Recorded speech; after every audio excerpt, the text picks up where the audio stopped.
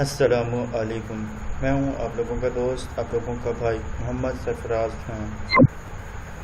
Previous lecture में हमने एक डायनामिक HTML की वेबसाइट बनाई थी। तो उसमें हम अगर यूज़र चाहे तो यानी कि यूज़र चाहता है कि इसका ना कलर चेंज करना चाहता है तो हमें बार बार वो चेंजिंग करने की बात करता है। तो हमें ज़्यादातर इस चीज़ को हम फॉलो कर रहे होते हैं। ये वो चाहता है कि हम जिस पेज पे भी हम अब क्लिक करेंगे हमें बार बार कोडिंग ना करनी पड़े। इस चीज़ को मद्देनज़र वक्त की टाइम की बचत और सारा कुछ चीज़ों को समझने की हमें कोशिश करनी होगी, ताकि हमें एक्सटर्नल CS अब इस पर हम अप्लाई करेंगे, जिसका फ़ायदा ये होगा कि हमें एक मरतबा ही कोड के अंदर तब्दीली करनी पड़ेगी। ऑटोमेटिकली हर पेज पर वो कोड जो है ना अप्लाई हो जाएगा। देखते हैं कैसे होता है, आइए देखते हैं। सबसे पहले हमें एक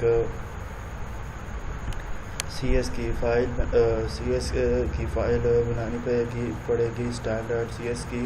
अब हम बॉडी की हम चाहते हैं कि बॉडी में हमारा यानी कि चेंजिंग हो, तो इसके लिए बैकग्राउंड कलर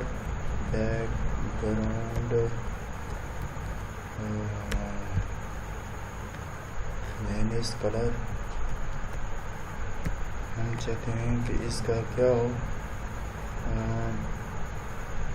ग्रे हो जाए सारा, ग्रे नहीं ब्लू, ठीक है ब्लू हो जाए, सभी का क्या हो जाए ब्लू हो जाए।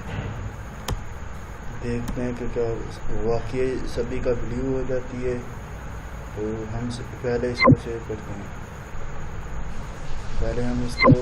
करते हैं, style.cs के नाम से, style.cs के नाम से CS।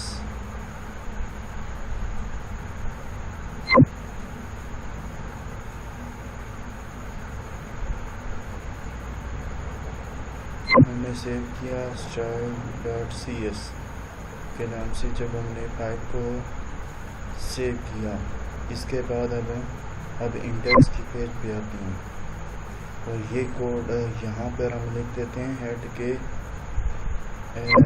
नीचे लिख देते हैं। तो ये हमारा पहले लिखते हैं लिंक, फिर आता है रिलेशन किसके साथ हो, स्टाइल शीट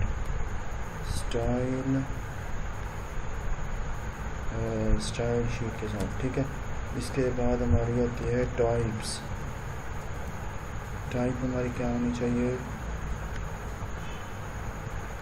text/cs।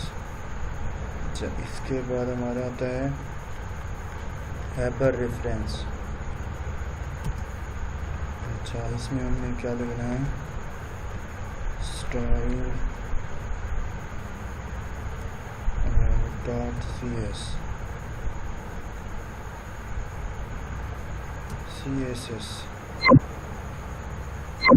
इसका नाम ये चेंज कर देते हैं, इसका नाम लिखते हैं style.css।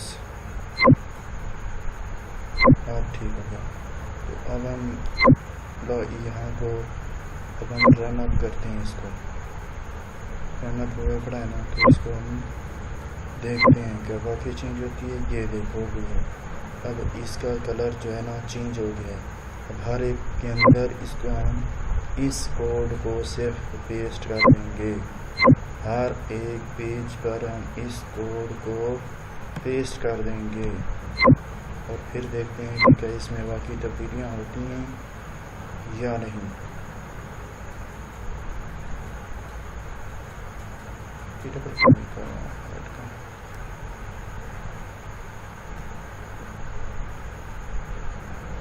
है, अच्छा इसके नीचे हमने पेस्ट कर दिया। अब हम कंटेंट पे देखते हैं क्या हुआ, कि चेंज हुआ। ये देखिए कलर हमारा क्या है, ब्लू ही है। अब हम आगे चलते हैं, गैलरी के पेज पे जाते हैं और इसके पे भी डबल लिखा हुआ है, तो यहाँ पे ऐसे पेस्ट कर देते हैं। अब हम गैलरी को चेक करते हैं, देखिए चेंज हो गया है। इसके बाद अगर हम चेक करना चाहते हैं रजिस्ट्रेशन के फॉर्म को, तो यहाँ पर हमने पेस्ट किया रजिस्ट्रेशन का फॉर्म भी, ये देखिए अब हमारे पास कौन सा रह गया है, अबाउट के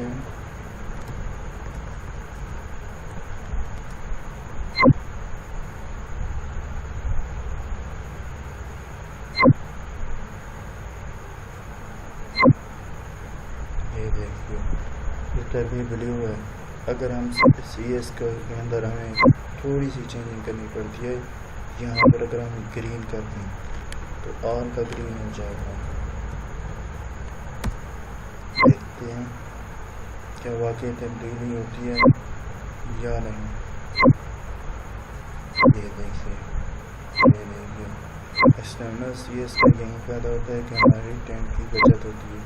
अगर एक ही पेज के अंदर हमें तब्दीली करनी पड़ी।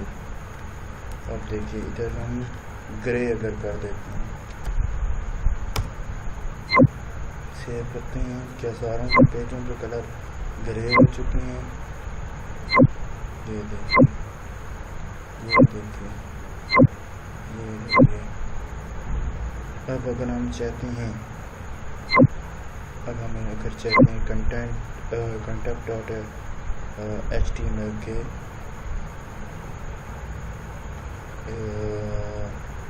अगर हम चाहते हैं कि इसके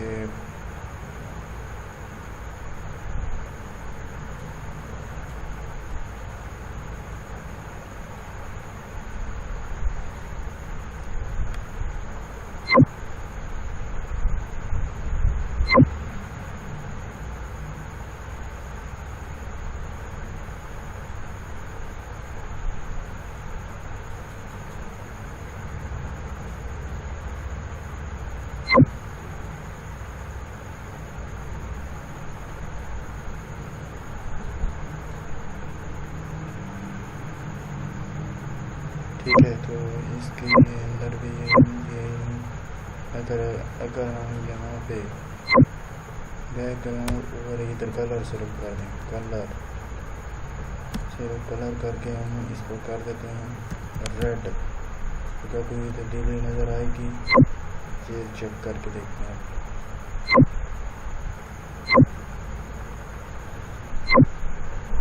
देखिए आप ये क्या तब्दीली आई है, इसके ये लाल हो गए। अब अगर इसको हम कर देते हैं ग्रीन,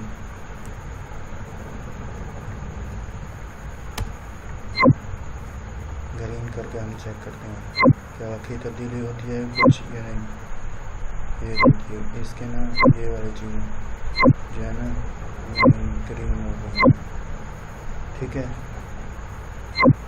और कलर जो है ग्रे आ रहा है, क्या हमने ग्रे कलर दे रखा है, हाँ grey.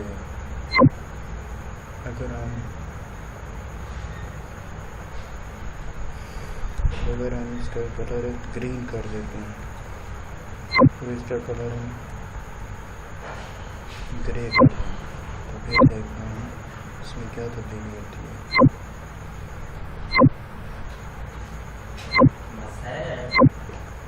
Thank you for watching and goodbye.